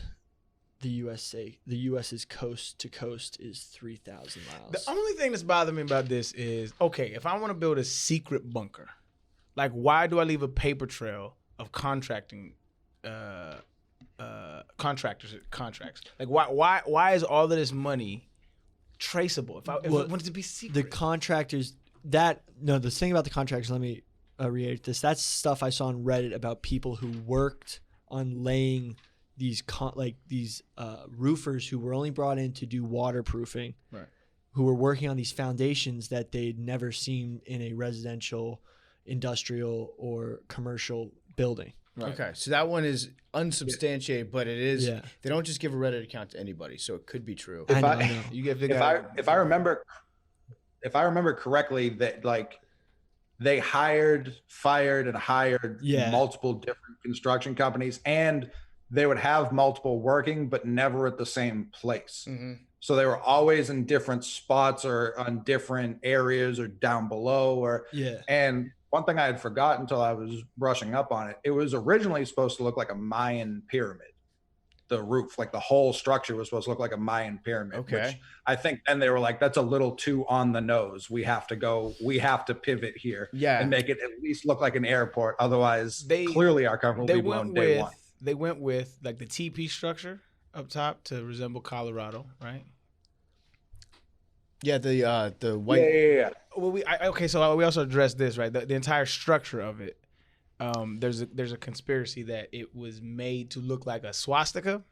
So All right, let me go real quick. I got you. I am not a fan of swastikas. Bold. Yeah. What about Hot what, take. what Good about take. the ancient Good take. Hindu version of them? That's I love. It just mirrored, isn't it? I love the Hindu stands that are like that could actually mean anything. Right. So, still not a fan of it. They took it and destroyed it, whatever the case may be. So I'm skeptical if anything resembles a swastika, like the Chase Bank logo. I'm skeptical of them motherfuckers. Right. really, Yeah. It just looks like it's maybe I don't know. It's The New York Yankees. I haven't. The Yankees don't. I just studied one. I can't get either one. The J's and JJ Watt's signature, Oh actually. shit, man. I'm serious. By the way, this is also a weird thing. The airport's in a tornado. Look it plane. up. Yeah. I know I've seen his signature Yeah. many times. The airport's in a tornado plane that's super windy and terrible, and that's their excuse for why they do it. Because if you're coming in this way and you get blown off course, Okay, you come so that way. when I look at the grid of the airport, it don't resemble a swastika Yeah. to me, dog. Like it's like I feel like you can draw a swastika out of anything if you really try. Wait, with our logo, it's me like the see. guy with the dicks. 100%. I don't. I don't see a swastika. in our swastika logo. and dicks. You can find them anywhere. I don't. Let's see. No, I think we did a good job. I think whoever we- designed this did a good job we- of not being a Nazi. We just made it so obviously a penis that it couldn't be anything besides a dick. Rather a penis. Yeah. Right. I'm looking the, here. The varicose veins on the penis. A lot of people are saying Columbia, the sportswear company's logo, somewhat represents a swastika. Yeah, I can see that one. You know what? I agree with this one. It's just not there. I don't see it, man. it's not there. I'm 100%. I don't see it, and trust me, I will point out a Nazi quick with the quickness. But I'm not gonna cancel Denver Airport just yet because I don't see it, man. Okay, so I think we came to a consensus, except Big T's been kind of quiet recently. Yeah. What about it? Yeah, what about it? Are you just asking my thoughts on this in general? Yeah. I think there are two separate ideas here, which is like the government bunker, which could very well exist and for all the reasons that Billy laid out, but then all the conspiracy theories I think are like independent of that. A secret government bunker counts as a conspiracy. Though. Sure, but for all the people are like, oh, there's a gold dinosaur in the floor, and like that. Go on. Well, that was in part of Billy's thing, and like that means that there's this, and this. Like, I think there very well could be some sort of government facility that houses NORAD and that is some sort of, missile defense thing or something, but not that, like, that the rich people have, that, like, Bill Gates has a gold card to get into. You don't think like, that when shit goes down. You don't think that if there was a total nuclear war where the West Coast and the East Coast of the United States got hit with a shitload of nukes, you don't think that Jeff Bezos could get somewhere? I think he could make a call to somebody. I don't think, like when you reach a certain threshold of wealth, you think they'd call you. They're like, hey, for $50 million, you can get this card right now, like an infomercial. Like, they just call them. No, well, I feel like it's once you have that, when you have like Jeff Bezos money, I feel like I was thinking about this. You won't, by the way. Right. Like, you run out of stuff to spend your money on. So if you're throwing a couple bill, like, of your 100, 200 billion to just, like, to make sure you, like, can survive an apocalypse, you're spending For sure. money. I just don't think that exists. Well, I definitely think that if I was super rich, I would make a bunker. I'd build my own bunker. I wouldn't have any. I wouldn't want to be part of the government bunker. Yeah, but I think that's almost a better plan. No, but your cut rate bunker would be trash. No, it would not be trash. Could you get? I would hire the if you best had, bunker makers. You said it was natural granite, right? Yes. He said I hire the best bunker makers. I'd hire the same people. Yeah. All right, I wouldn't hire the guy that fucking Nazis. Yeah. not the guy that built Your Hitler's fucking bunker. grid would be a swastika. I would hire the guys that built the defenses on Normandy Beach that kept out the United States for good. That really worked out well. Take. So wait, so all right, you don't believe that there's like a big conspiracy where rich people can get into saving their entire lives and their families' lives? I think that in the event that something bad enough happened where that would be necessary, they have the contacts to, like, make something happen. I don't believe it's a predetermined deal. And also, all I'm saying is it would be the perfect location to have the alien spaceships at that we definitely have, and the aliens that have visited Earth that we definitely We should have. do a Roswell episode. We should, but I'm saying I think that aliens have been here, and I think that if I'm not on board with that. If you needed a place to Really? keep aliens, I'm surprised by that. this bunker has it all. This is like the ultimate man cave. I guess you did say the thing, though, about, like, why do they always go where people aren't? I want aliens to have visited, but it's just when you look at the actual evidence, it's shoddy, man. It's just like Do you think they exist? 1,000%. Okay, so they just haven't come here. Like Yeah. intelligent, like Yes. human-like beings. I don't know if human like. I can't even. But like, begin to but like assert more that. than like single-celled organisms. Well, I think that intelligent life exists where they reproduce. They may have cultures and stuff like that. To say that they're interstellar traveling, that would be dope. It would make sense, but I just there's no way to assert that kind of thing with any kind of certainty. Going back to, remember we were talking about uncontacted tribes and stuff? Yeah, I remember. Yeah, I think they're just like, see us and they're nowhere near close to, they'll like catch all our diseases. So have you This- ever seen yeah. Star Trek? Anybody seen Star Trek? Yeah. So they actually have their prime directive, right? Their prime directive is, when this makes a lot of sense, this is why Star Trek is brilliant to me, but their prime directive is that until a species reaches warp drive capability, which you can travel near the speed of light, they don't engage. You can't engage at all with that species.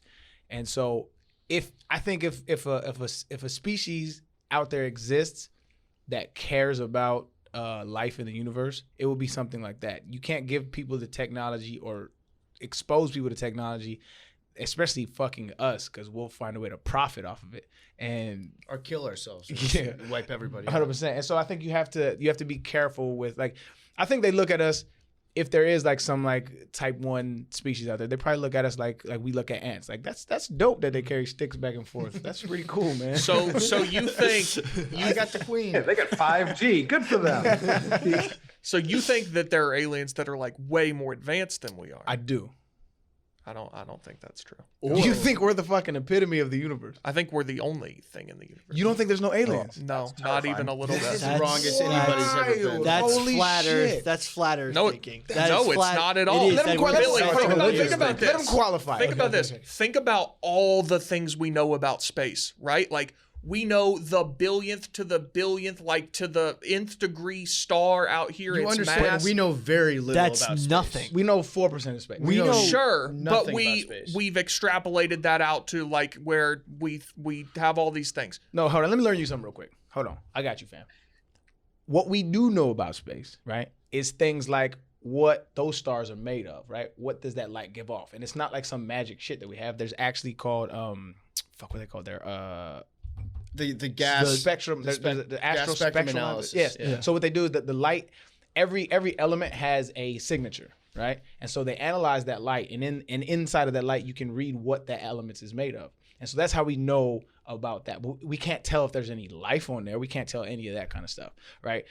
We know very, very little about space. Like, we know what gravity is, right? We kind of dug into like what gravity is, right? We still don't know what it is, though. Like, it's still an anomaly to us. Like, there's a lot of things that we know and understand how it operates and works. We can predict what's going to happen, but we don't know how it actually works. This universe is fucking vast and fascinating.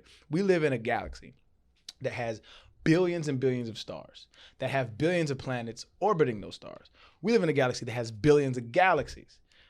It's a statistical fallacy to think that there is no intelligent life out there. I went until proven like otherwise. I just don't. It seems implausible to me. I'm not saying I am 100% certain. Life's I don't know. implausible. Absolutely, You need to see the absolutely. alien? It's Which actually makes, plausible, which like, makes it statistically all plausible. the more implausible that it would occur somewhere else. Like, My biggest thing is water is foreign to this planet. Like, it came from space. So that it Oceans seems much came more from likely that that's meteorites. happened elsewhere as well and is given birth like to life there.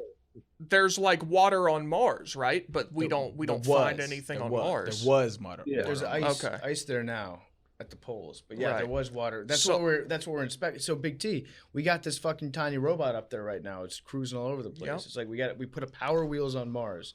It's got a drill on it. We're gonna try to find evidence of life that existed there before. That'd be awesome. Is that gonna blow? I feel like it might shatter your reality if we find life. No, abandoned I think civilization. that'd be great.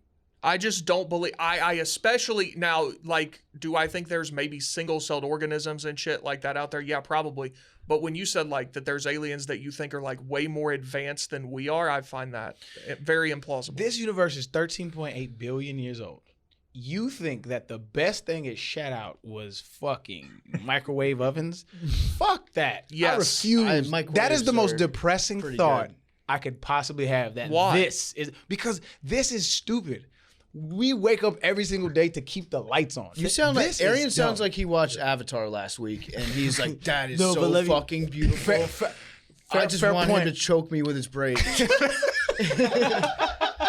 You're one of the Avatar stands that were depressed after it came out. Yeah. 1,000%. Maybe 3 times a week, I fall asleep with that movie on. I'm not. It's not a joke. Yeah, I can tell. Dead ass fall. Join it. I'll blow your mind right now. We know more about the moon than we know about the deep oceans. There could be other beings in the deep ocean that live on this I don't planet. fuck with the ocean. Exactly. I don't get in So it. there is our common ground, my brother. Yeah, I don't. I'll go to the beach. I enjoy beach towns. You will not catch me in in the the ocean. ocean. I do not fuck with the water. Dog. I could just Oceans- imagine Big T's parents like go in the ocean. No, He's like this no. this summer we went to Clearwater, had a great time, didn't touch the beach.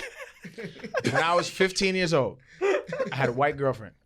She was like, yo, I'm gonna teach you how to surf. I was like, bet. Went into the ocean, and I didn't know shit about surfing, right? I tried to hop on my board and fell off. I didn't know you needed to catch a wave, right? News to me. When I got off and I'm walking my board back, I stepped on something, and it moved. I ain't been back in the ocean since. That's a great call. It's I'm a surprised weird, the weird shark sensation. attack story didn't scare you away. Your No, father that made me shot- feel like my pops was like this, like, yo, he out here taking on sharks, be like, fuck yeah. But no, okay, so we could do a whole episode on the ocean because the ocean is the scariest shit in the world, dog. Agreed. It is fucking terrifying. I think that's a great great idea for an episode. The ocean. Yeah. A deep dive on the ocean. Billy Ocean gonna come through. All right, I love that the should be ocean. next You week. want to do the ocean for Monday? Ocean Monday. But Ocean we guys Monday. pick something. No, the ocean. The Yeah, but ocean. that's. Yeah, the ocean's something. Everybody come I prepared. mean, it's the most thing on. But the I need earth. something. I need something to hyperfixate on. Billy, Get deep I am on. confident that you will find Billy. something in your oceanic research. to Billy get- Ocean. You're not going Billy, to be you like focus- obsessed with currents. He's gonna be Billy Ocean. Yeah.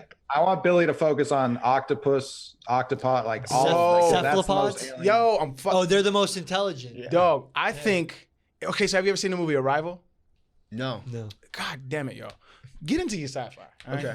All right. So the reason why those writers are so brilliant is because like if you talk to like scientists and stuff like that, octopuses, that's actually what they're called. Octopi. Nope. It's octopuses. No, it's pusses. Fact check me, doggy. I'm obsessed with octopuses. They you can say octopi, right? It's colloquially accepted, but it's octopuses. Okay. Really weird, actually. But I should have known that. they are like mad intelligent, and they do like alien shit. Like literally, you know how we like, oh, you're a chameleon? No, they're like the Walmart version of chameleons. They're not even the chameleons. Octopuses can shapeshift or change colors like instantaneously. I've seen some of the videos where It's they insane. just blend in entirely to their background, Yes. including like where the rock starts and the plants begins Yes. and all that shit. Yeah. Okay. Octopuses. That'll be one of the many assets of our discussion 100%. I just- about the ocean. I just had a huge thought about octopuses. Oh, he had a Save it, save huge- it. Save it. No, It's okay. too big. Oh, It's bleep too it, big. bleep Write it, it bleep down. it. But let me say Write it. it down. Bleep it. But I gotta say it. So Can I cut your thought What- real quick? what They're if- aliens. what if octopuses are like the squirrels and precursors to apes, and they're higher intelligent beings instead of going up to land, went down deep into the earth, and there's a whole nother society at the bottom of the ocean. Fucking that's- Atlantis, Billy Ocean. I'm that's with gonna you, be- though. like I'm leaving that octopus, like That's going to be a lot to bleep out, but try to remove that. Avery. Just leave the articles. Yeah. no, but like think No, about okay, it. yeah. But The Billy, basis- stop okay. talking. Stop talking. Octopia. Remember, Yeah. this is all a tease. So the more that you talk, the more you give away what you're going to get into next week. I like it. The ocean will be next week. Before we go, you have to guess Big T's underwear. Now, I know what color underwear Big T's wearing. I did not tell you. Did I tell you that? I had sources. I got. Oh, I think I did tell somebody. I don't remember. I got who. shooters out here. I got people that Okay. observe that have been on the lookout for your underwear. I did today. give Arian a hint. He said, he commented on, I'm wearing a Reggie White jersey. He said, I know you're wearing the Vols underwear with that, but I said, I'm not. That was when we first before the awkward handshake. Yeah. All right. If I'm guessing, it's wild that you didn't match those, fam. That's actually I thought about it's it, but concerning to I'm me. trying to do all, well, this is giving another hint. I'm trying to do a different color before I like repeat. This is the fourth time. No repeats. Yeah. I don't want to, I don't want, do you know why? How many pairs of drawers do you own? 20.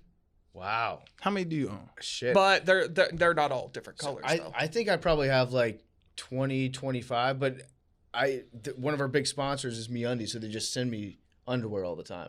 Okay. Otherwise, my normal rotation would probably be like, I don't know, 10, 15 pairs. Yeah, I see. And this might be a little concerning, but it's the truth. I probably got like 12. Really? Yeah, and That's I've not had bad. them since 2012. But you've probably got a laundry machine. You've got like a washer dryer in your house. Yeah. Yeah, that's pretty sick. See, I don't have that. Oh, this Because is it's New York, yeah. Oh shit, I didn't even think about So like that. I just buy more underwear instead of just having to. So you gotta go to the send out. laundromat. You go to the laundromat. I got a laundry machine in my basement, but it's usually in use by somebody. Just paying the ass to do laundry in this city. It sucks. I got to tell you what though, I am on the opposite side of that. I'll never do my own laundry again. I just drop it off. It's $15. It comes back folded perfectly. It's amazing. It is kind of I mean, nice. you help stimulate the economy. I'm with you. I'm it's with you, dog. fantastic. I'm It's with you. it's a great service that we should. But you get a lot of self-love doing your own on laundry, man. You feel good about yourself. It just, when you break up with your girlfriend, and she's like, you take ownership of your life. It's like I'm taking my drawers back. It's good I thinking like time. that. Yeah, it's good stuff. So what Okay, but- color are they? All right, so I say all that to say he wants to go with an exotic one. I'm gonna go yellow. And by exotic, you meant Black. Black is not exotic. It might be exotic to you though. Well, no, that's what I would know. Hey, first of all, I resent the implication of what you just said. Secondly, What was the implication? we're not gonna. I didn't was hear an saying that implication. because it's the most basic color. It was ironic that. Never mind. You This said I show's wanted so to try fucking a stupid. different color. I didn't hear an implication. I You don't put know. exotic in front of that. Yeah, I don't know what he's talking about. Also, isn't black a combination of every other color? So it does contain. Believe that yellow? is true. Yeah. All right. Well, that does it for. No, it's the macrodosing. absence of color. Is it? I thought that was Yes, white. black is the absence of color. White is the combination of all colors. Hang on, Jamie. But Fact check me, cuz. But if you mix every color of paint together, you get black. Fact check me, cuz. I do this. I fuck with science and I fuck with music. I don't know if you. Outside I of don't that know shit, if you. A fuck black with object colors. absorbs all the colors of the visible spectrum of light and reflects none of them So to the eyes. it contains every other color. No. It absorbs every That's color. not the same thing. What if you white, take every white is a crayon- collection of all colors. I understand that. White light. What if you take every crayon in a box and you scribble on top of each other with them? Right. That's black. It turns black. I'm just letting you know what the colors are. I don't. All right. Your analogy does make sense. Okay. I Next haven't week. looked into the crayon theory Next week we got oceans. or crayons. Thank you, Coley, for joining us. It's good to have you. Good to see you, friend. Next Monday we'll sit down and record. Next episode coming out next Tuesday. Again, all constructive criticism is welcome. Just tell us that we're handsome. That's all. And that if we you ask. are a Freemason, just send me a little winky emoji and give me some dirt. Yeah. And like, subscribe on iTunes and YouTube, right, Avery? Yep. We're making a YouTube pitch so that Big T will have to take acid with us. So level up those I was subscriptions. told it was on YouTube. microdosing some sort Oh, of mushrooms. Are pill. we going to acid? now? 100,000 No, subscribers. this is getting out of hand. Okay. We're doing crack cocaine live on YouTube. YouTube Live. Like, subscribe on YouTube. Thank you guys. Love you guys.